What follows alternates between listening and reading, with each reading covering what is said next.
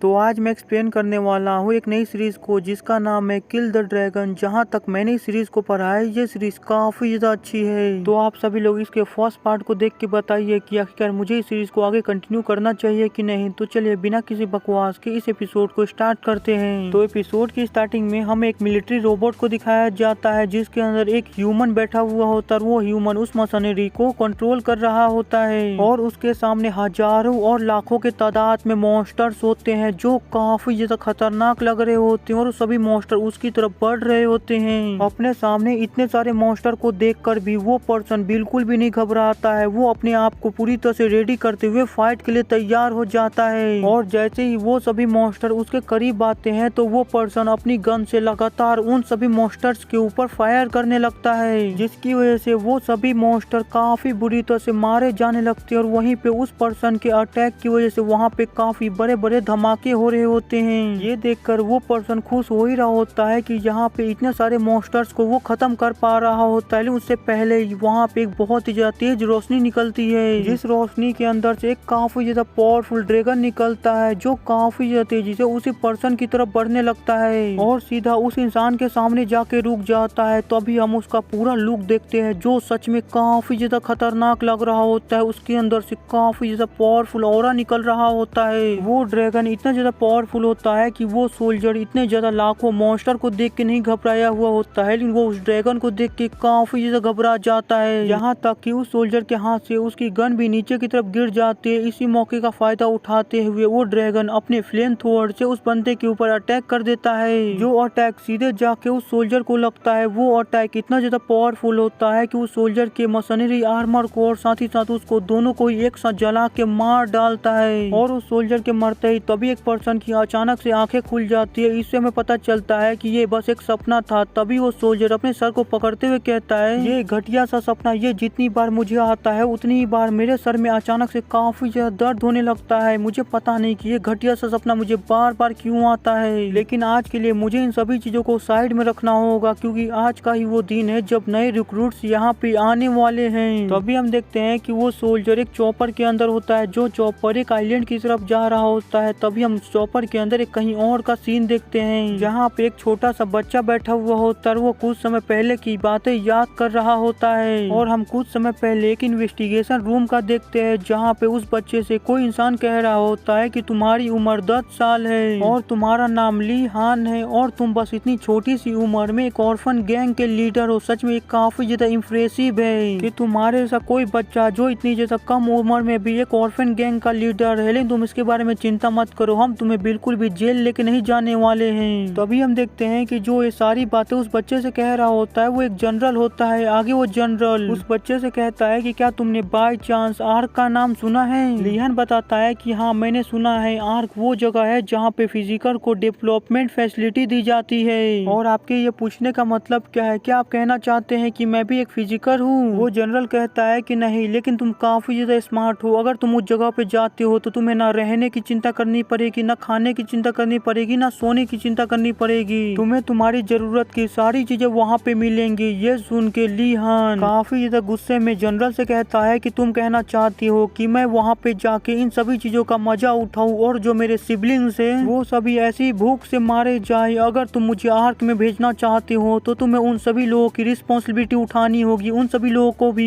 मेरे जैसा ही ट्रीट करना होगा। उन सभी लोगों के खाने के, कपड़े की और घर रहने की और स्कूल जाने के सभी का खर्चा तुम्हें उठाना होगा। लीहान के इतनी ज्यादा गुस्से भरी आंखों को देखकर तो वो जनरल भी कुछ समय के लिए काफी ज्यादा चौंक जाता है। आगे वो लीहान से कहता है कि ठीक है मैं तुम्हारी बातों को समझ गया। मैं तुम्हारे सिबलिंग्स की जिम्मेदारी उठाने को तैयार हूँ। उन्हें जो जरूरत पड़ेगी मैं उन्हें उन सभी चीजों को दूंगा, लेकिन एक शर्त पे। तुम्हें आर्क के अंदर जितना लंबा समय हो सके फिजिकल के तौर पे टिके रहना होगा। तुम समझ रहे हो ना कि आखिरकार मेरे कहने का मतलब क्या है। लिहान कहता है कि हाँ मैं जानता हूँ कि आखिर आपके कहने का मतलब क्या है। यहीं पे हमारा सीन चेंज होके में फिर से प्रेजेंट का सीन दिखाया जाता है जहाँ पे लियांग का चॉपर उस आइलैंड के ऊपर लैंड कर चुका होता है और लियांग अपने बोरिया बिस्तर बांध के उस चॉपर से नीचे की तरफ उतर रहा होता है और उतरते हुए उसी जनरल की बातों को याद कर रहा होता है जहाँ पे उस जनरल ने उससे कहा होता है कि फिजिकल्स की भी रैंक होती है और तुम्हारा जो रैंक है वो इतना भी ज्यादा हाई नहीं है, लेकिन तुम सच में काफी ज्यादा समझदार हो तो तुम्हें जो कुछ भी करना पड़े तुम वहाँ पे जाने की बात कर सकते हो, जिससे तुम वहाँ पे अपने आप को जिंदा रख पाओ, अपने आप को सरवाइव कर पाओ। और तुम इस बात को कभी भी नहीं भूलना कि अगर तुम वहाँ पे हारे या मारे गए तो तुम सिर्फ अकेले ही नहीं मारे जाओगे, बल्कि अपने सिबलिंग्स को भी अपने साथ ले मरोगे। क्योंकि जब तक तुम आर्क के अंदर रहोगे तब तक ही तुम्हारी सिबलिंग्स का ध्यान रखा जाएगा। जिस समय तुम आर्क से बाहर आए उसी समय तुम्हारी सिबलिंग्स को भी फेंक दिया जाएगा।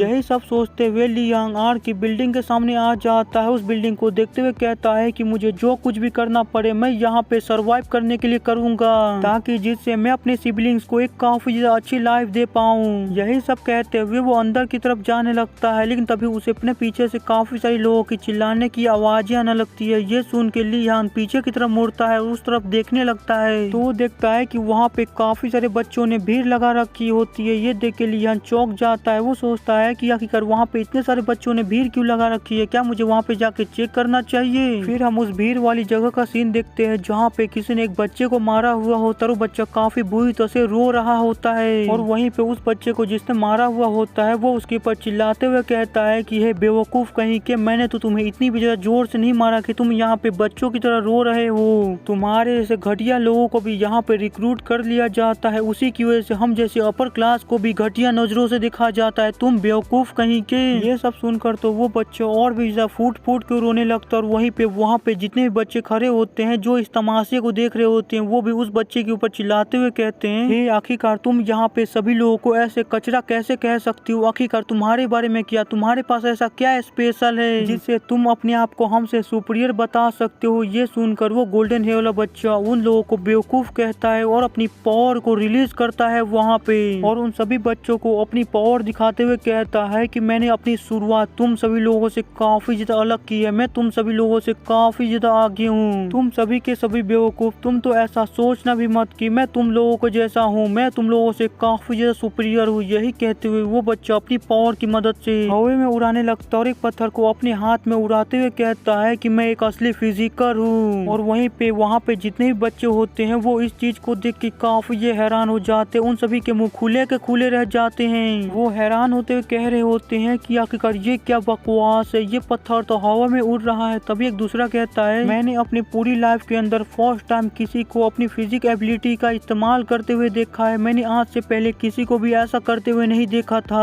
और वहीं पे वो गोल्डन हेयर वाला बंदा उस बच्चे की तरफ अपने हाथ को करते हुए कहता है कि चलो मैं देखता हूँ कि आखिरकार अगर तुम्हें यहाँ पे कोई चोट लग जाती है या तुम पूरी तरह से बेकार हो जाती हो तो क्या वो सभी लोग तुम्हें यहाँ से उठा के बाहर फेंक देंगे, क्योंकि तुम्हारे से किसी कचरे की यहाँ पे कोई भी जरूरत नहीं है। यही कहकर वो बच्चा अपनी पूरी ताकत लगा के उस पत्थर को काफी ज्यादा तेजी से उस बच्चे की तरफ फेंक देता है, जो पत्थर बहुत ही ज्यादा स्पीड में उस बच्चे की तरफ जाने लगता है। लेकिन जैसे ही वो पत्थर उस बच्चे के करीब पहुंचता है और उस बच्चे को लगने वाला होता है, उससे पहले हमारा मेन कैरेक्टर ली यान वहाँ पे आ जाता है, उस पत्थर को अपने हाथों से ही पकड़ लेता है और फिर उसके बाद उस पत्थर को देखते हुए कहता है कि ये पत्थर की स्पीड तो सच में काफी ज्यादा स्लो थी, इससे ज्यादा तेजी से तो मैं सिर्फ अपने खाली हाथों से ही फेंक सकता हूँ। लेकिन वहीं पे वो गोल्डन हेयर वाला बंदा ये देख कर कि उसके अटैक को किसी ने रोक दिया है, ये देख कर वो काफी ज्यादा भड़क जाता है। वो काफी ज्यादा गुस्से में लियान से कहता है, ये तुम कमीने, आखिरकार तुम कौन हो और तुम्हारी हिम्मत कैसी हुई मेरी फाइट के बीच में इंटरप्ट करने की और मेरे अटैक को रोकने की।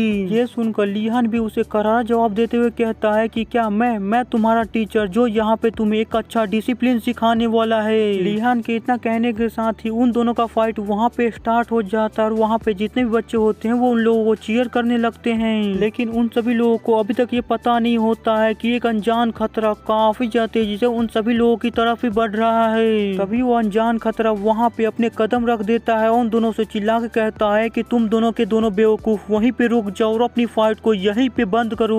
उसकी इतनी ज्यादा पावरफुल आवाज को सुन के वो दोनों ही अपनी जगह पे रुक जाती है और अपनी फाइट को वहीं पे रोक देते हैं। तभी हम देखते हैं कि वो अनजान खतरा कोई और नहीं बल्कि एक इंस्ट्रक्टर होता है जो बड़े ही आराम से उन दोनों की तरफ ही बढ़ रहा होता है। वहीं पे वहाँ पे जितने भी बच्चे होते हैं वो उस इंस्ट्रक्टर को देख के काफी ज्यादा घबरा रहे होते हैं। वो सभी लोग जल्दी जल्दी साइड में हट रहे होते हैं और इंस्ट्रक्टर को रास्ता दे रहे होते हैं। आगे वो इंस्ट्रक्टर सीधे चलते हुए ली यांग और उस बच्चे के पास जाते हैं और उन दोनों को काफी ज्यादा गुस्से में कहते हैं कि तुम दोनों के दोनों मेरे सामने आओ और मेरे सामने आके खड़े हो। तो इंस्ट्रक्टर के इतना कहने के साथ ही आज का हमारा ये एपिसोड यहीं पे खत्म होता है। तो मुझे जल्दी जल्दी कमेंट में बता दीजिए कि मुझे इस सीरीज को आगे कंटिन्यू करना चाहिए कि नहीं, और अगर अगर आप सभी लोग चाहते हैं कि मैं सीरीज को आगे कंटिन्यू करूँ तो जितना हो सके इस वीडियो के ऊपर लाइक कीजिएगा और चैनल को सब्सक्राइब कीजिएगा और वीडियो को शेयर कीजिएगा ताकि इस वीडियो की रीच बढ़ सके। तो मिलते हैं अगले एपिसोड में, बाय।